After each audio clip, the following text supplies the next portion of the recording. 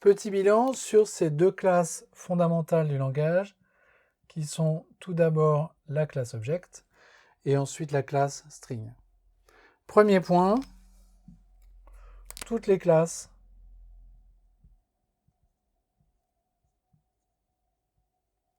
étendent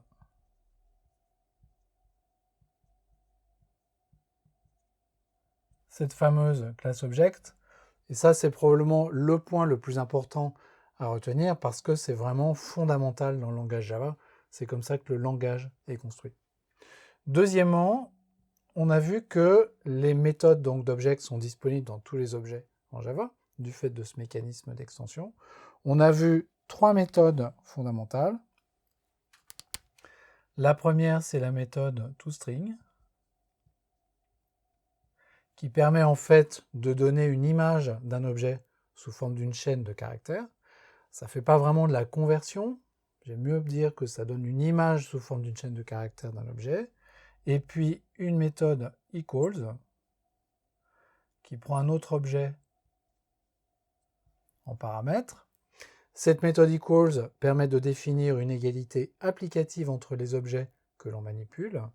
Et puis cette méthode equals, elle est couplée en quelque sorte par la spécification de Java à une méthode hashcode. Alors la fonction de cette méthode hashcode, elle peut paraître un petit peu abstraite pour le moment. Elle permet de générer un entier particulier à partir d'un objet en Java. Et on va voir à quoi ça sert, à quoi est-ce qu'on va utiliser ce truc-là dans la suite de la présentation du langage.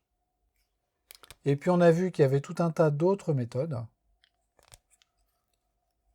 Alors tout un tas, pas tout à fait, parce qu'il y en a quand même une petite dizaine, pas plus, dont certaines sont dépréciées, qu'il ne faut plus utiliser.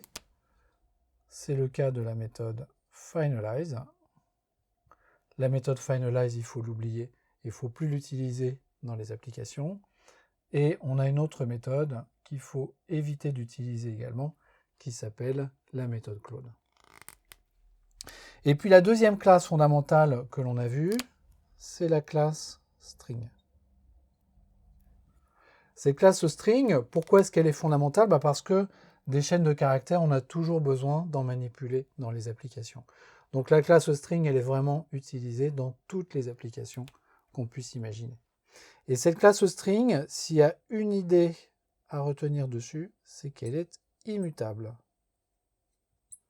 Une fois qu'on a créé une chaîne de caractères en mémoire, on n'a pas de moyen de modifier la valeur de cette chaîne de caractères. Et l'exemple que l'on a vu, c'est l'exemple de la mise en minuscule ou de la mise en majuscule. Cette méthode toLowerCase ou toUpperCase génère une nouvelle chaîne de caractères. En aucun cas, elle ne vient modifier la chaîne de caractères existante. J'ai dedans une collection de méthodes qui est assez importante, il y en a une quarantaine, un peu plus de 40 méthodes différentes. Ce serait très fastidieux et très ennuyeux de toutes les voir une par une, donc on va éviter ça. Mais il y a un point fondamental aussi à se rappeler, c'est que la méthode string étant elle-même object. Donc dedans, j'ai une méthode equals et j'ai une méthode hashcode. Et la méthode equals de la classe string, elle a été surchargée de façon à garantir que deux chaînes de caractères qui sont dans deux endroits différents de la mémoire, mais qui portent les mêmes caractères, vont bien être égales au sens de equals. Et ça nous rappelle un point fondamental, c'est que en Java, des objets sont toujours comparés avec equals et jamais comparés avec égal égal. Donc voilà pour ce petit rappel sur la classe object et sur la classe string.